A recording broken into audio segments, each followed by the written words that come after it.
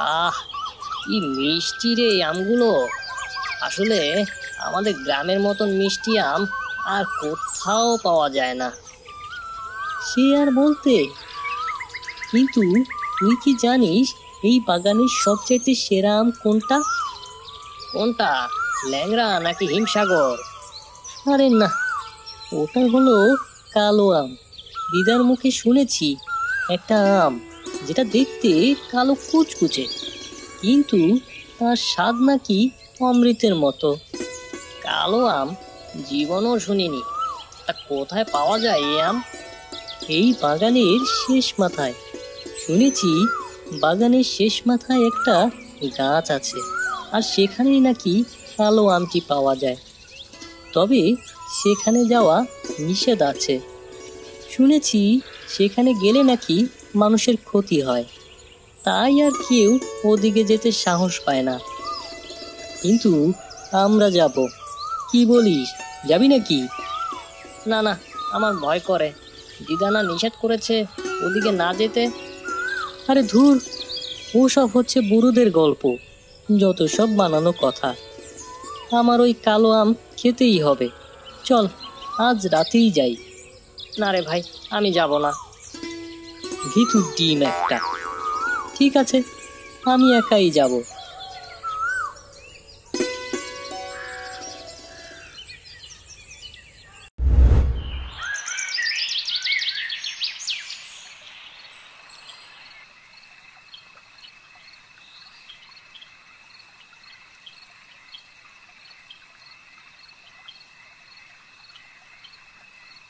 কি রে দাদু ভাই, মুখটা অমন ভার করে রেখেছিস কেন রে?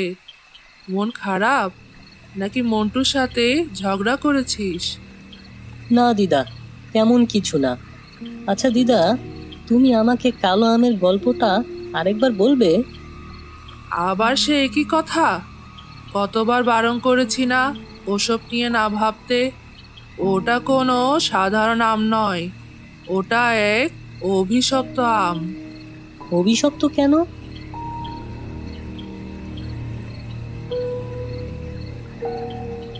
লোকমুখে শুনেছি বহু বছর আগে এক লোভী রাজা এই আমের সন্ধান পেয়েছিলেন।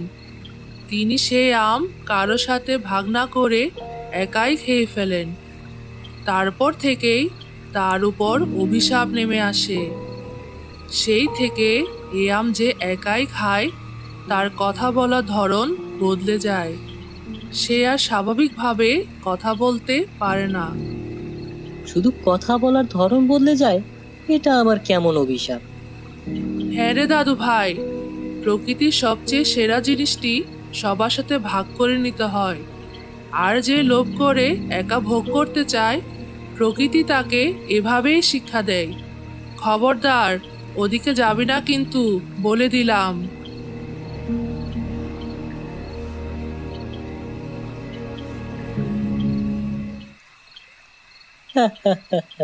এই সামান্য অভিশাপে সবার এত ভয়? কথা বলার ধরনই তো বদলাবে, এতে আহামরি কি বা আসে যায়? না, আজ রাতেই আমি মিশনে নেমে পড়ব।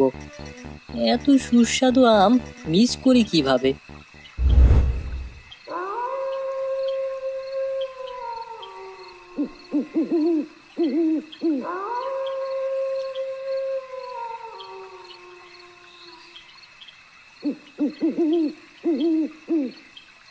দিদা শুধু শুধু ভয় দেখায়।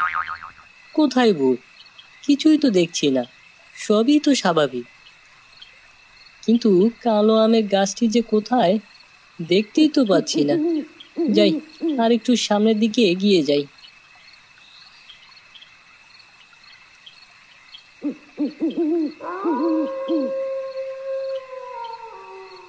ওই ওই ওই ওই তো, ওই গাছটাই হবে নিশ্চয়ই।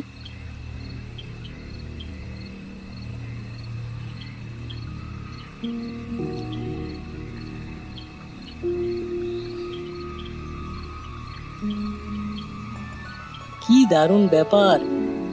বাগানের সবকিছু অন্ধকারে ঢাকা, কিন্তু এই আমটি কত সুন্দর ঝলমল ঝলমল করছে।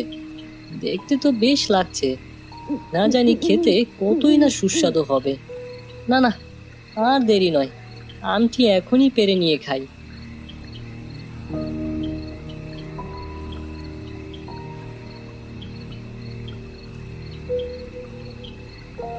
দিদা তো বলেছিল এই আম লোভ করে যে একা খাবে তার কথা বলার ধরন বদলে যাবে।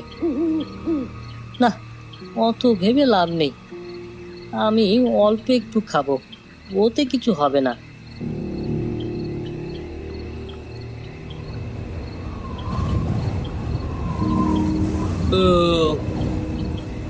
বাহ, দারুণ স্বাদ।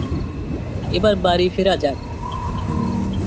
আকাশেতে চাঁদের ভাঁজ, বাড়ি ফিরি আমি আজ। এ কি হলো, হায় হায়, কথা কেন মিলে যায়?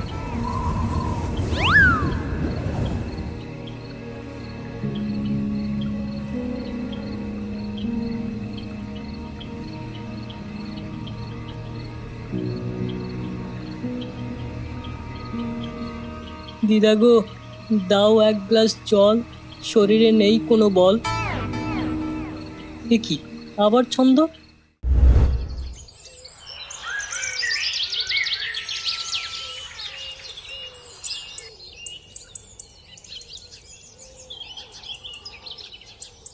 কিরে টুটুল, খেলতে যাবি না আজ? দেখ এসে ওরে মন্টু, আমার বিপদ অল্প নয় কিন্তু। তুই এইভাবে কথা বলছিস কেন, যেন কবিতা বলছিস? তুই কি সত্যি কাল রাতে? হ্যাঁ, আমি তোকে বারণ করেছিলাম না ওই আম গাছের দিকে না যেতে? এখন দেখ, লোভের ফল ভালো হয় না। করবো না তো এমন ভুল, ফুটিয়ে দাও মুখেতে ফুল। অভিশাপটা যেমন আছে তার থেকে মুক্তির উপায়ও আছে। দেখ টুটুল, তোকে আমিও বারণ করেছিলাম, তুই শুনলি না, এখন বস ঠেলা। আচ্ছা দিদা, কি উপায় আছে? অভিশাপটা এসেছিল লোভ আর স্বার্থপরতা থেকে। এর মুক্তি মিলবে নিঃস্বার্থ ভালোবাসা আর ভাগ করে নেয়ার মাধ্যমে। টুটুলকে আবার বাগানে যেতে হবে। বাগানের সবচেয়ে মিষ্টি আমটি খুঁজে বের করতে হবে, কিন্তু সেই আমটি ও নিজে খেতে পারবে না।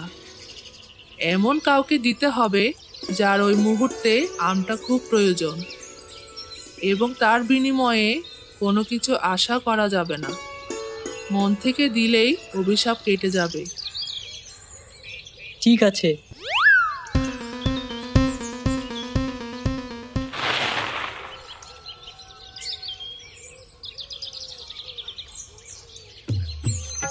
এই আমটি কাকে দেওয়া যায়?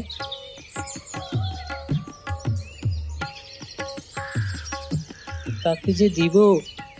এই আমটি কার প্রয়োজনে আসবে কি জানি।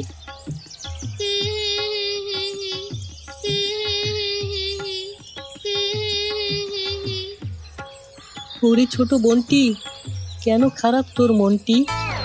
আমার পুতুলটি হারিয়ে গেছে, তাই আমি কান্না করছি।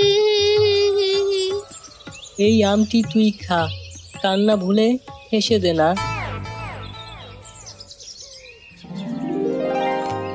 আমার আমার সবকিছু ঠিক হয়ে গেছে। আরে বাহ, আমি তো আবার আগের মতন কথা বলছি। টুটুল, তুই ঠিক হয়ে গেছিস? হ্যাঁ রে, আমি পেরেছি।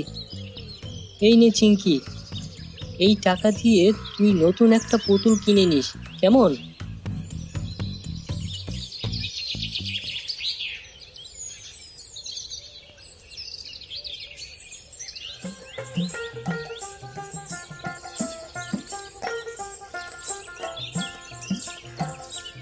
দেখলি তো দাদু ভাই, লোভের ফল ভালো হয় না। হ্যাঁ দিদা, আমি আমার শিক্ষা পেয়েছি। কালো আমের অভিশাপ আসলে কোনো ভূত প্রেতের ব্যাপার নয়, ওটা ছিল লোভের বিরুদ্ধে প্রকৃতির একটা শিক্ষা। আর সেই শিক্ষাটা হলো সবচেয়ে মিষ্টি ফল, যা আমরা সবার সাথে ভাগ করে খাই।